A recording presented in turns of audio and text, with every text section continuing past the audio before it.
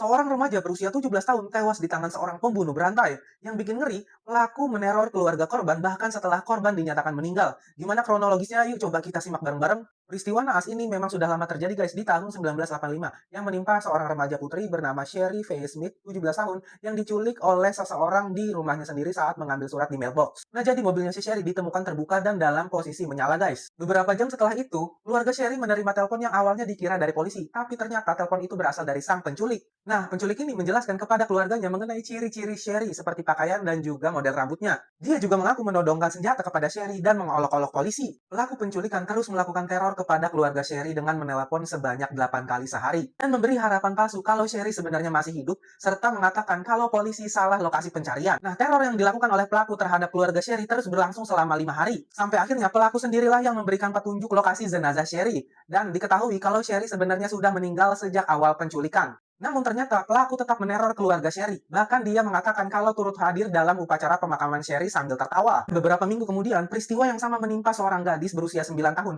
bernama Deborah May Helmick. Sampai akhirnya polisi menemukan jejak nomor telepon dari surat yang dikirim oleh pelaku. And finally, polisi berhasil menangkap sang pelaku bernama Larry Gannabel yang akhirnya dihukum mati menggunakan kursi listrik. Guys, yang membuat kasus ini mengerikan karena pelaku seorang psikopat yang menikmati penderitaan keluarga korban dan memanipulasi, menyiksa korban dan memberikan harapan palsu. Dalam kasus ini, pelaku gemar menjadi seorang sutradara dan membuat sebuah cerita serial. Tunggu seorang psikopat yang sejati. Nah, apakah psikopat seperti Larry ada di sekitar kita? Nah guys, berhati-hatilah dalam melangkah agar tidak terjadi peristiwa berdarah. Dan semoga kita semua dijauhi dari orang-orang gila. Gimana pendapat kalian? Tulis di kolom komentar.